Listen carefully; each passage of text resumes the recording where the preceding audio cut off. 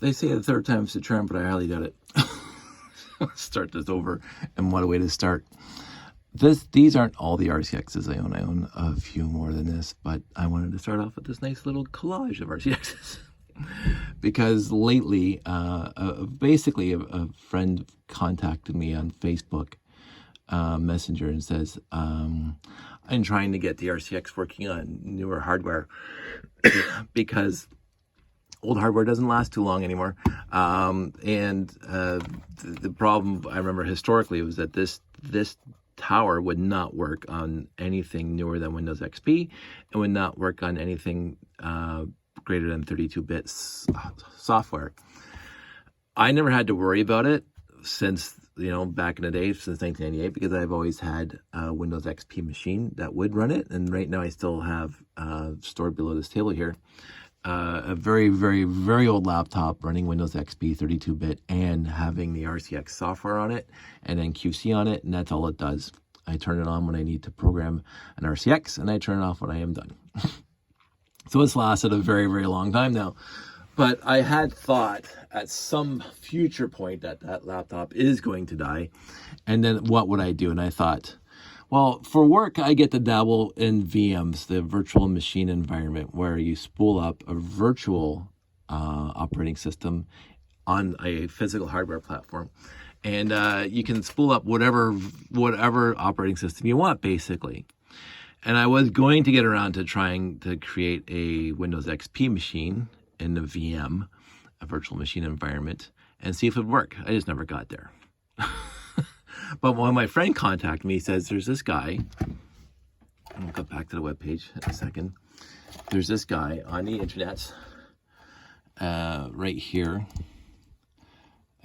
who has basically made a step-by-step webpage to how you and me and anybody can set up, using virtual machine software, how to set up a Windows XP machine to run the software that will program the RCX. And I thought, this is brilliant, so I don't have to do it. I wanted to do it, but I don't have to because it's already done. so this guy, Christoph Bartneck, Ph.D. at the University of Canterbury, New Zealand, has, and I'll post a link below. Yeah. Do you know where my football is? Yeah, it's in the garage. I checked, but I'll check again. Thanks.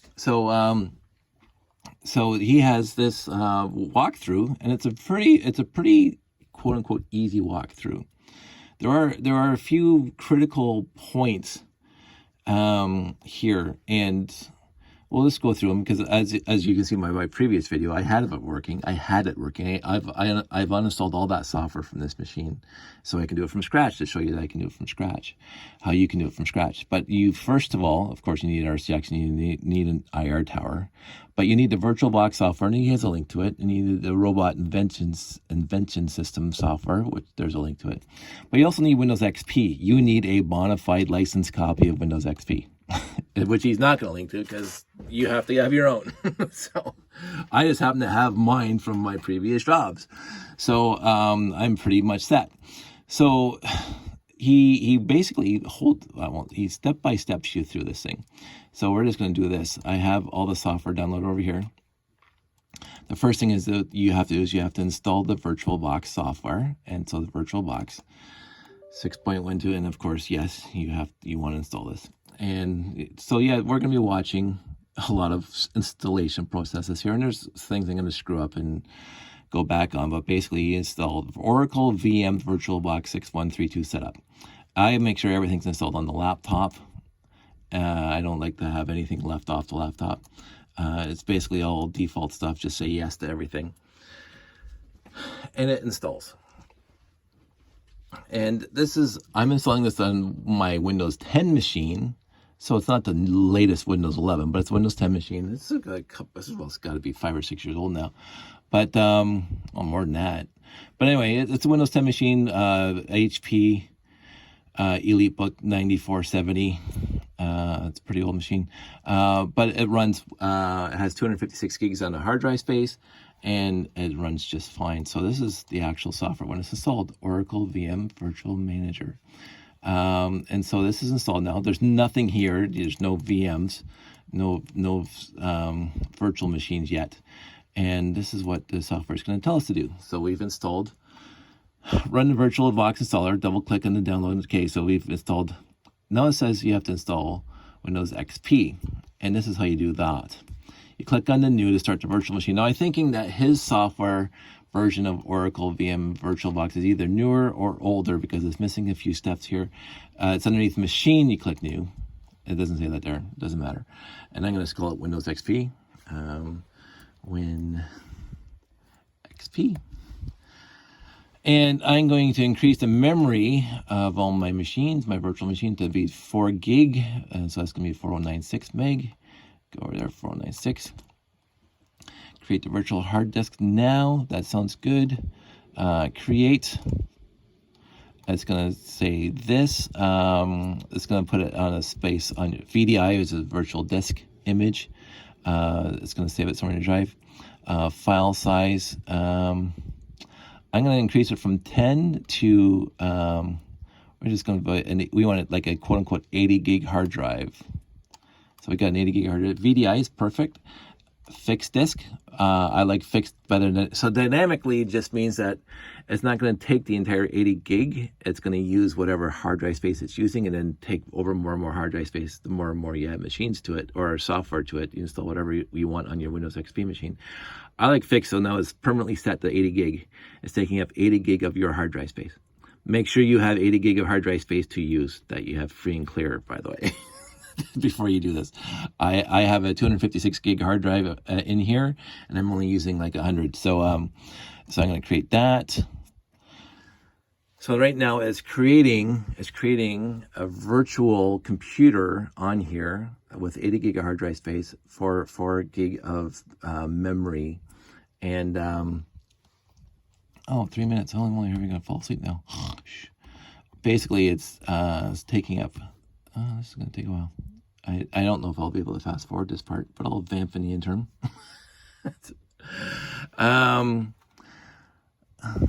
This is a little slower than it was last time. So the RCX, I mentioned in previous videos while we're waiting for this thing to install, for me is the best thing that the LEGO company's ever produced for this kind of stuff. Like the NXT was a fantastic upgrade to this, and the EV3 is even a better upgrade to the NXT. My problem is that the NXT and EV3s cannot be used as nicely in regular LEGO builds. Because look, this is brick built. It's got studs on the top. You can build this into something. It's 8 studs wide, and I think 10 or 12, 4, 8, 9, 10, 11, 12 studs long. It's exactly 8 by 12, and I think it was 3.5 bricks tall. I've built this into creations, and the motors that came with this, the 9-volt motors that came with this, are all studded, and you can build them into whatever you want to. So in my space layout, and in town layouts, and all the other layouts, this thing fits a lot better than anything newer. And so that's why I still continue to use this, because I don't build robots anymore for robot competitions, which is where you do want to use the EV3 and the NXT and all the newer stuff. But if you just want to build something into your town creation that does something, the RCX and the old small studded motors are a better way to go, because they don't take up as much space, and it's quote unquote, and I will say this, easier to use and build with on the regular studded connections. So we are down to 2 minutes. I don't know if I'm gonna be able to vamp. The other issue between the RCXs that everybody else knows is that they came out with 1.0 and 2.0. Now there was a RCX 1.5 invention system, but they've used the same RCX 1.0 brick, which had the power supply connector on it. The 2.0 got rid of the power supply connector to it, so you have to use batteries in this guy. And I like my 1.0s, and I got a whole bunch of 1.0s. Some of these have probably, so far. But you can use the 9-volt train controller power supply for these things. And the NXT, you had to buy a separate battery pack that had the external connection into it. I think the EV3 has the power connector built back into the actual unit. I don't know, because I don't use my EV3 hardly at all. So yeah, here's me vamping 1 minute 9 seconds ago. What else can I say about it? So I tried back on my Windows 7 machine. So this is going back to the RCX. Whoops, let me just hit this thing. I tried using this thing on a Windows 7 64-bit machine and did not want to work at all. And I could not find a driver for it because it kept on saying driver not found.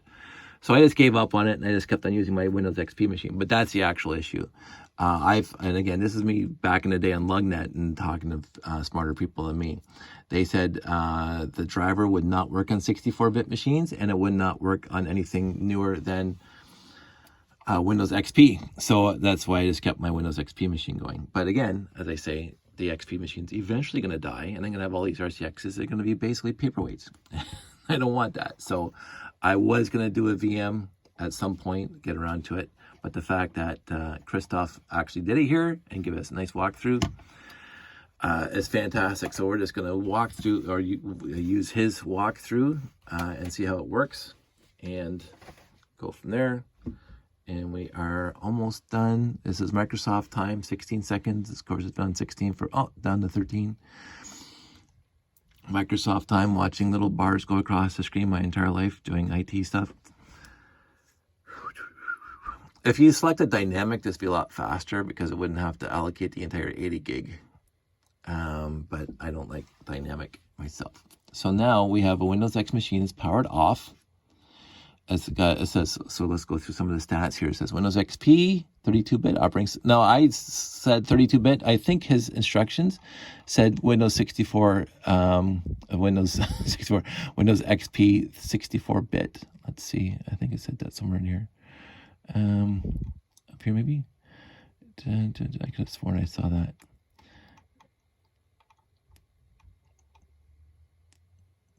Let's see. Yeah, here it is.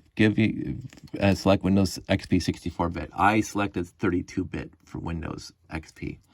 Because again, I was told back in the day that it wouldn't work in 64 and my machine down there is a Windows XP 32-bit. So that's I just kept on using 32-bit. Now, if you hit start right now, it's not going to do much because there's no operating system. It's basically you're turning on a computer with a blank hard drive, right? And it's going to come up with a screen here. So start disk, and so I'm not gonna worry about that right now. I'm gonna stop this. So this VirtualBox is basically it's the BIOS. It's waiting for you to. It's gonna say there's no fatal non-bootable, no bootable media found. So basically, we have to install Windows. So in order to do that, we're gonna power off the machine. We're gonna go to settings. We're gonna go to settings. We're going to go to storage, empty. I think it's in here. Choose or create a so let me just make it a little more clear. Storage, because this is a virtual machine that's faking that it's a real machine. It has a CD drive which has no CD quote unquote attached to it or DVD. So you go over here, you click on this guy. And you say choose disk file, and you want a nice ISO. Look at that, Windows XP Professional ISO, and you say open. So, and then I think somewhere in here you can say this is the if you remember anything about the old machines, you used to have to select the boot order, and so you want to boot off hard drive first, and then the optical or CD drive, and then the floppy drive. You can turn this off so there's no floppy drive. I don't care. It's the default that it's on. So right now the boot order is hard disk and optical, but right now because there's nothing on the hard disk, it's going to go over to the optical. So now if you hit start again, now there's a virtual CD and a CD-ROM. It's going to start and it's going to say there's nothing on the drive. And it's going to go straight to the CD. And look at this. If you guys remember anything about Windows, the old days, look at this. Look how wonderful that looks. So let's maximize that. This is us installing Windows XP. So we have a virtual CD-ROM, an ISO, and we're going to install Windows XP. As it go away, it does prompt. So we want to set up Windows XP now. We're going to press Enter. We read the license. We press F8 because we agree with it. And look, see, I made a 80 gig hard drive, right? And so that's all this virtual session knows. There's an 80 gig hard drive sitting there that it's going to install Windows XP on. So I'm going to hit enter to install on that 80 gig drive. We're going to format the drive quick because I don't want to take the time. Quick format. And so now it's going to do a format. Hopefully it'll be quicker. This is what I used to do for a living. Well, I still do this for a living, except on newer operating systems. This is exactly what I do for a living. So now it's going to install Windows XP on a VirtualBox, on this hard drive, on this laptop. So not only does this laptop have Windows 10 installed, it's going to have a virtual Windows XP installed. And because it's virtual, it should install faster, actually. I don't know. I can't remember. It's a fast laptop. So here we are. We're going to have to wait. Again, I'm going to have to vamp. I don't know how long this is going to take. I don't know what else to talk about. I do know that... what else can I talk about? The RCX, I had at one point with the IR connectors, because this thing will communicate to other RCXs with IR. Unlike Bluetooth, I think the NXT and the EV3 do Bluetooth, but these things can communicate to each other. And I think at one point I had 3 or 4 RCXs talking to another because my robot had enough external connections to all these different motors to do different things. When you get into the communication between RCXs, it became a lot more complicated and a lot more error testing, because sometimes the IR channels get blocked up and it misses the communication back and forth. So you had to have complete error checking built into your program, which made it that much more difficult, but in the end, a lot more fun to work with. One other thing, I don't have them here, but I actually have 2 RCXs with sequential serial numbers. They stamp the serial numbers into the side here. I don't think I have them out here right now with my RCXs 1.0s. I don't know. I have them in a box somewhere. Yeah, they're not out here. That's fine. But I gathered a bunch of RCXs over the years because, of course, I use them and I like them so much. Again, I've seen other people with massively huge collections of RCXs. I think I have between 20 and 30, which is enough for me. and half of them, or over half of them, are 1.0s. So over half of them have the power port. I think I have one dead one. I think I got it in a lot some time ago, and it's actually physically dead. And already restarting the computer. Look at that. So now it's rebooting. And Windows XP. Look at how wonderful that looks. See, it's splitting off the hard drive, the virtual hard drive now. And it's going to go through the rest of this stuff. See what happens here.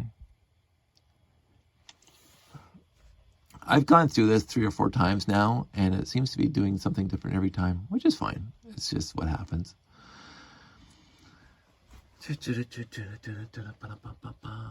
A little song and dance, a little soft shoe, a little how are you, a little Groucho Marx. Of course, that's dating me. Please wait. I think I had this last time, and I waited for like 5 minutes, and I just eventually just rebooted it, and it was fine, but I'm going to let it sit for a while. We're already 18 minutes into this. License agreement. Yes, I agree with it. Accept the license right now. Absolutely. I don't have a license key right now. I have it somewhere in my drive, and I'm not going to worry about it because you got 30 days. So it's looking for, as operating system is looking for the hardware. Now the VM, the virtual disk, has made virtual display ports video cards, virtual USBs, virtual everything, which is kind of neat.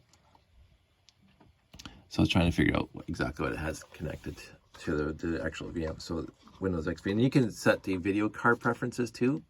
You can do all that stuff. I don't know how granular you can get on this free version of Virtual Disk, but it's absolutely fantastic because you can use whatever operating system you want. If you want to go back, I think you can go back to Windows 95 or 98 if you have software that was only running on those guys. You can just spool up a VM, a virtual disk, and let it run in that environment. And as I say, you get an ISO or you get whatever software you want to bring into it. And you can actually share drives, and I did this the other day. You can actually share drives between your virtual operating system and your physical operating system. So if you have a folder on your physical operating system that you want to bring into your virtual, you share it as a share folder, and you can see it inside. I remember all this stuff. I don't miss Windows XP too much. It was, to me, one of their most stable operating systems. It's the one that lasted the longest out there in the field up until Windows 10. Windows 10's been out there for a long time now. But I've been taking care of Microsoft PCs since like DOS 3.3. And DOS was very stable. But Windows 95, not stable at all. Windows 98, we used for an extensively long time. It was a very stable operating system. And then they came up with a bunch of ones I want to forget, Vistas and all that other stuff that was just not even worth talking about. But then when Windows XP showed up, they put a lot of effort into XP because XP was extremely stable. I hardly ever had a BSOD. So across all my companies that I was working for, all the desktops I was supporting at the time. And then Windows 7 and blah, blah, blah. And then Windows 8 was nothing to write home about. It wasn't until Windows 10 that I became excited about Microsoft again. Again, I've run Windows 10 on these machines for a very, very long time. And very, very stable. So we're rebooting again. And there's Windows XP. And then we are applying computer settings. Come on. Hello, computer. This is the problem now with old operating systems that it always took so long to boot up, even in a virtual environment, that you get used to Windows 10 where you basically get your desktop already. It is what it is. Maybe this is the part where I just waited 5 minutes and I just turn it off and turn it back on. It was fine. And you can hear my laptop, the fan spinning more and more. The mouse is still working, so it's doing something. There we go. Your computer might be risk. Now, here's the thing. So I haven't gotten Windows XP in here to work with... yeah, go away.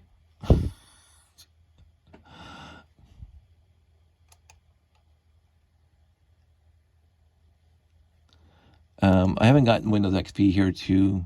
What are you doing here? Stop bugging me. Go away.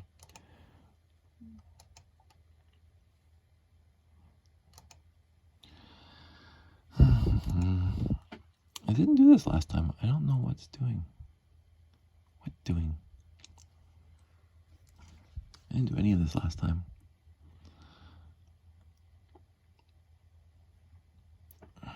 Okay. Stop. Oh, there's the music. I didn't get this thing online last time so I could surf the internet, but I didn't care because I wasn't here to do that. So here we go. So now we have Windows XP. There's no antivirus installed, but then again, it doesn't have a network connection, so it doesn't matter. So what we have to do now is we have to go back into this device's optical drives, and we have to create a new disk image or point to a different file, which is going to be the LEGO Mindstorms, because that's what we want to install now. So if we go into File Explorer now, Explorer, and we go down to, oh man, I forgot how much, RCX 2.0. And we want to, oh my goodness, I always forget this stuff, details, there we go. And we go up to type, so I always do it, and setup. And this is a fun one, because this just brought, I was so excited. I'll start the install process while we're talking about it. Maximum setup. I was so excited the day I bought the RCX back in 1998 and brought it home and started just ripping open the box. It was absolutely, and you want to keep this? I do it. And the QuickTime, yes. Apple's just fantastic. Agree, yes. Install QuickTime, go, finish. That's it. Yeah, whatever. Who cares? Go, next. And close, done. And now I want to start later. Yeah, go away. Here's me. This is my own personal way of doing IT. So so now we got the RIS software 2.0 installed, and we go run. Welcome to the Robotics Invention System. Yay! Now it is time to Okay, now let's see what happens. So here's my tower connection. Here's my tower, and I'm going to plug that thing into the side here. Now it's in the side of the laptop first. Well, let's leave that up here to see if the light comes on. Because right now my laptop's detecting it. And then I think you go into devices, go get rid of that. Devices and USB and LEGO group USB tower right there. And then let's go. There it is. And say yes this time. Next.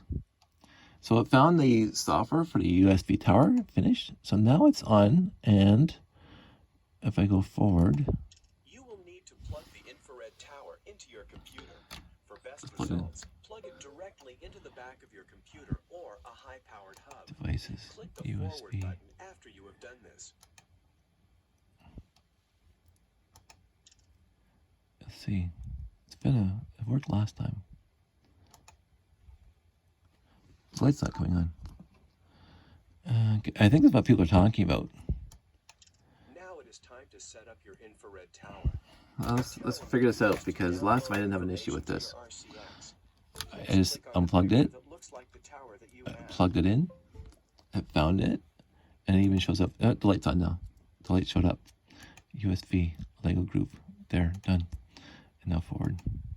You will need to plug The light came on. Let's go. Let's go. Oh, this is depressing. It worked last time. There we go. Yay. See, the light just came on. Yeah, we don't care about the batteries. Okay, so now we plug in an RCX. Any RCX will do. There's no batteries in this thing. It's completely devoid of batteries. Oh, look. This is why I take the batteries out. Maybe this one doesn't turn on. This one's dead. This is why I have more. Beep, beep, beep. Okay, so this one also doesn't have batteries in it. And it's got good contacts on it. So this one wasn't destroyed. So I'm going to put that here. Let's see if I can leave it there, so you can see it. I'm going to put that bar. I'm going to go forward here. Make sure your RCX is on. And they're going to like point at each other. On/off button to turn the RCX on. It takes about 4 minutes for the computer to download And let's the see. firmware into the RCX. Just go. Okay, yeah. And the light came on. And the updating. So there you go. 27 minutes from beginning to end with me talking. So there were a few hookups or snafus, and I've done this 3 or 4 times now. The first time it took me an hour, but I was just goofing around too. This one I wanted to make sure is as smooth as possible across the video. But in the end, Windows XP running on my Windows 10 machine, plug in this thing, and you heard it. You heard the beeps, and then you have to go up to devices and add it, and that took 3 or 4 attempts before it actually was registered inside the Windows XP machine. I don't know why that is. Now, I'm not going to waste the time on this video to do this, but since you saw my old video where basically I installed the software at home, I took the laptop with me up to the hotel room and I was playing with it. And the second I plugged in the USB there, it was already registered because I did the whole setup at home, and I did the same thing. I'd unplug it and plug it back in 3 or 4 times into the USB before the XP machine actually got it working properly. So, but after that, it worked every time I plugged it in. So I don't know how to error check beyond that. I do know that when you're up here on the devices and you're looking at USB, it has to say that, right? And my next step now, honestly, is to install, I think I have the install package somewhere for NQC. I hope I have it saved someplace so I can get access to it without turning on my XP box. So because I am going to do a NQC on here to make sure that's working, and then be able to upload the new firmware, not just the RCX firmware, but the new firmware that's 10 times faster and 100 times faster, to see if that works. And then the Mark Riley's LDCC firmware on an RCX, because I use that too. So I'm going to test all of that. Again, we're waiting for the firmware update. We're already halfway through, and I'm still vamping, because you know how good I am at vamping. So back in the day, let's go off this quick tangent while we're talking about this. So this one is bad, right? So it's got some badness there. This is what happens when you leave it. I make sure that every time, and this one was really bad. I think this one doesn't turn on at all. I don't have a screwdriver near me, or else I would take this apart and show you the inside, because I always like that part. I'll do that, save that for a separate video, because that's not part of this video. But I used to have a friend named Matthias that would come out to our robot competitions. It looks like I already took the screws out of this one. It was a little high. And I think I shorted out the one of the parts on the board. Maybe I put 12 volts in here instead of 9. I don't know. It stopped working, and I gave it to him. And what he did is he got his little circuit testers out there, and he found the bad part, and he unsoldered it, and he put a jumper in its place, and it would work. But he says, do not ever use the plug again, because you'll short out the whole thing. Just use batteries. So it was great back in the day to have somebody that was completely knowledgeable in circuit boards and circuits and parts and pieces and capacitors and whatever else is that they use. I don't have anybody like that anymore. So if these things die, and of course one is already dead, I don't have anybody to fix them. The good part is that you go on eBay, you go on Bricklink, you go on wherever, you can still get RCXs for, well, last time I checked, $40 just for an RCX. It might be a little more now, but that was a couple of years back, 2 or 3 years ago. I saw an RCX on eBay by itself for $40. The other part is that you can take a 2.0 and you can actually convert it, and that'd be pretty easy for me to solder in the actual plug for the power connector, the external power connector. So, but I have lots of 1.0s. I'm not worried about it too much. I think I'll have enough for the rest of my life. I'm not gathering anymore, but if I do happen to come across one, I will see what the price is and see if I want it. But overall, I do not try to get RCXs anymore, because I think I have enough. And now that I got RCXs working on my, oh, I love that sound. Best sound ever. Oh, that's such a great sound. Beep, beep. Okay. So there you go. So now we have, yes. So I got this both times now. Both the first time I installed it and this one, where it's not communicating with the RCX, and I just ignore it. If the firmware downloaded correctly, and just go on. Blah, blah, blah. Okay. And then this beautiful video. Thank you, LEGO company. You guys are awesome. I love these people. It's such great times. Yeah, Mindstorms. And this is the video. So I'm gonna start. We don't need to go through all this. Exit. Now the thing is about this thing, you can also just go into settings, and you can go up to 1280 by 1024 or 1024 by 768. I think is the one I wanted to apply. Yes. So you can change the screen size, screen resolution. It is Windows XP. You can see it's just straight up Windows XP, and we have a working RCX. And then the views, so it shows you what's going on, no motors running, and then the timer. So I don't know. I just did it in 27 minutes or 30 minutes from beginning to end. The critical things is you have to get your own Windows XP software, licensed software, because Windows XP still has to be licensed, and it is trial and error. It is unplugging and plugging in the USB a few times. I've had that twice now. So the first time I installed it, and this time I installed it.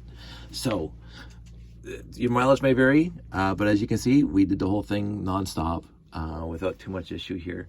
And Christoph did a fantastic, utterly fantastic walkthrough.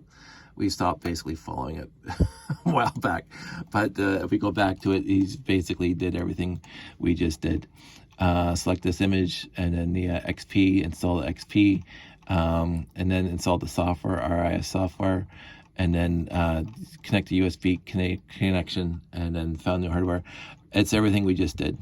And there you go. So I'm going to post a link to this below when I upload this video to my YouTube channels. And you guys give it a shot. I am in IT, and I do diagnostics, and I do work out problems for people, but I don't know the software. Like, I'm not a VM expert. And I will help you where I can, but overall, there wasn't too many things that could go wrong. So give it a shot. Anyway, that's the 35-minute video, and hardly any tangents except for when we're watching little bars go across the screen. I did enough vamping for that. So that's it. That's all. I want everybody to stay safe. I want everybody to take care. I want everybody to appreciate the wonder that is the RCX. This is my other one. This has got that wonderful software in it.